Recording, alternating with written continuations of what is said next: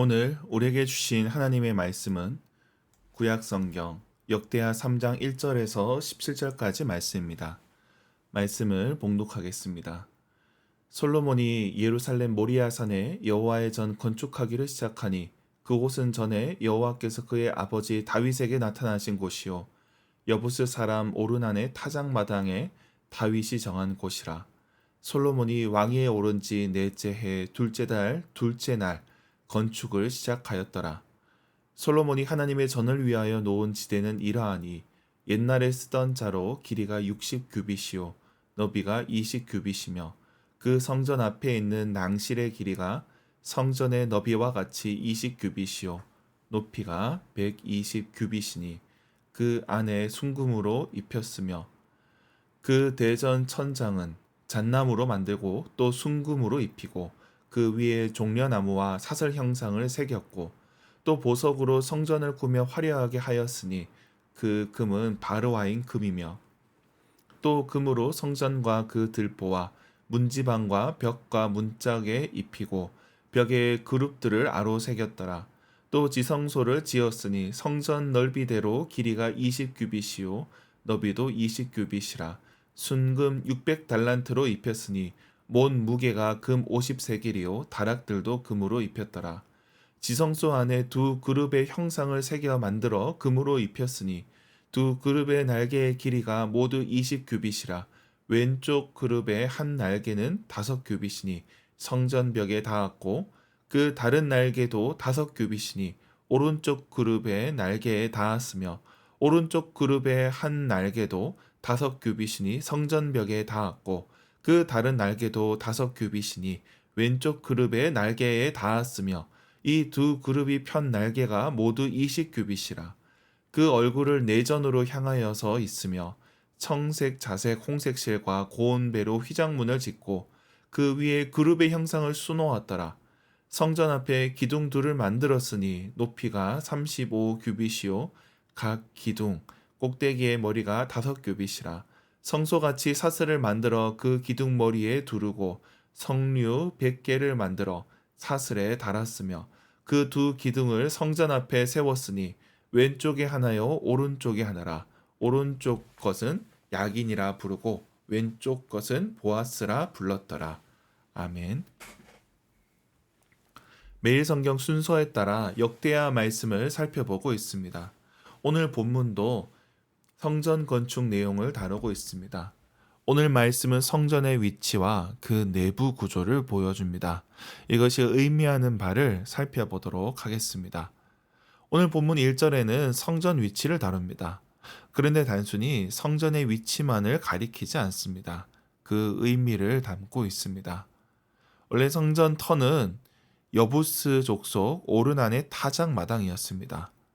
이곳은 과거 다윗이 범죄하였을 때 하나님께서 심판을 내리셨는데 그때 하나님께서 심판을 멈추고 자비를 베푸신 곳입니다. 그런데 역대기 기자는 이곳을 모리아산이라고 말합니다. 모리아산.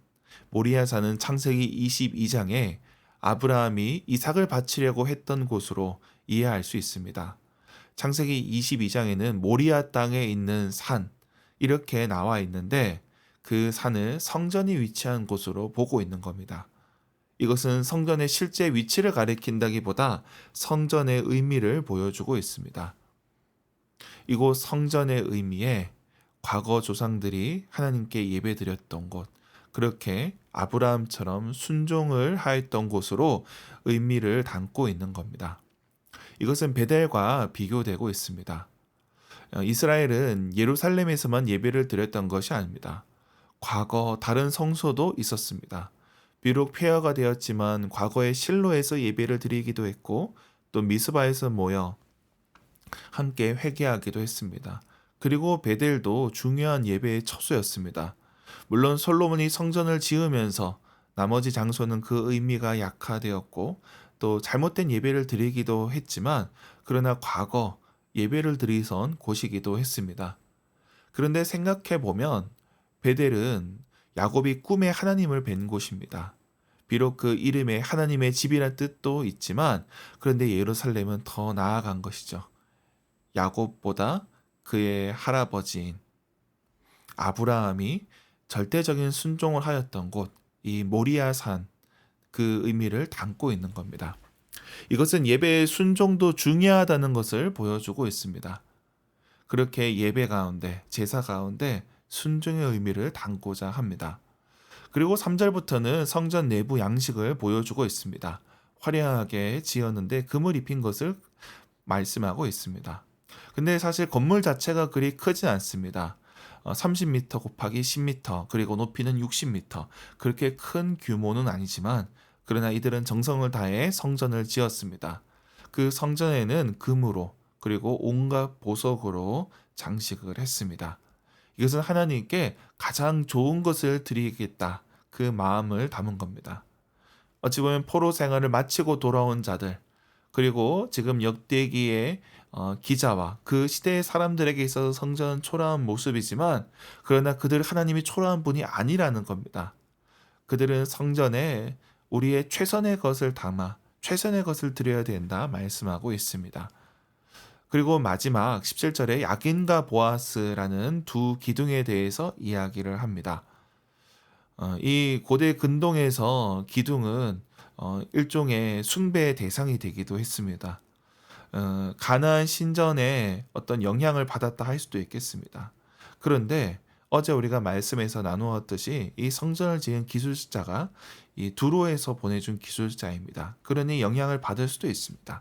그런데 그 의미가 달라지게 됩니다.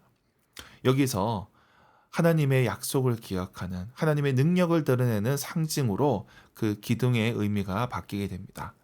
야기는 그가 세우실 것이다. 보아스는 그 안에 능력이 있다는 뜻입니다.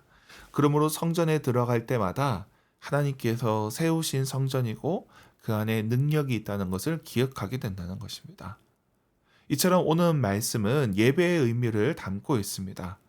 예배는 용서의 은혜와 함께 우리의 순종을 담아야 됩니다. 그리고 우리의 최선을 드려야 하는 것입니다. 오늘 본문이 말씀하는 바가 그렇다는 겁니다. 아브라함의 순종, 그리고 다윗에게 임하였던 용서, 그리고 솔로몬이 드린 그 온갖 보물, 최선을 다하는 것, 이것이 함께 나타난다는 것입니다. 우리의 예배도, 우리의 성전도 그래야 될 것입니다. 우리가 하나님 앞에 나아갈 때 우리의 최선을 것으로 드리기 원합니다. 그리고 절대적인 순종으로 나아가기 원합니다. 그 가운데 용서의 은혜를 경험하기 원합니다. 그렇게 하나님께 영과 진리로 예배드리는 저와 여러분이 되길 주님의 이름으로 축원합니다. 기도하겠습니다. 하나님 아버지, 우리가 참된 예배를 드리기 원합니다. 주님의 은혜를 경험하게 하시고 우리의 최선을 다해 주님께 나아가게 하여 주시옵소서. 절대적인 순종으로 주님께 응답하는 저희들 되게 하여 주시옵소서. 이 땅의 교회를 긍휼히 여겨주시고 오늘 본문과 같이 온전한 예배를 드릴 수 있게 하여 주시옵소서. 우리 가운데 연약한 지체들이 있습니다. 병상에 있는 자들, 또 육신의 질병으로 고통받는 자들 주님께서 긍휼히 여겨주시고, 또 정서적으로 어려움을 겪고 있는 이들 주님께서 평안을 허락하여 주시옵소서. 가정의 불화로 고통받는 자들에게 주님의 평화를 허락하여 주시옵소서. 주님, 그리고 태의 열매를 놓고 기도하는 가정들이 있습니다. 주님께서 그 가정들을 긍휼히 여겨주시고 생명을 허락하여 주시옵소서. 오늘 하루 우리의 삶 가운데 함께하여 주시고 주님의 은혜를 경험하게 하여 주시옵소서. 우리의 손으로 감당하는 이 모든 일에 주님 역사하여 주옵소서. 감사드리며 예수님의 이름으로 기도드립니다. 아멘.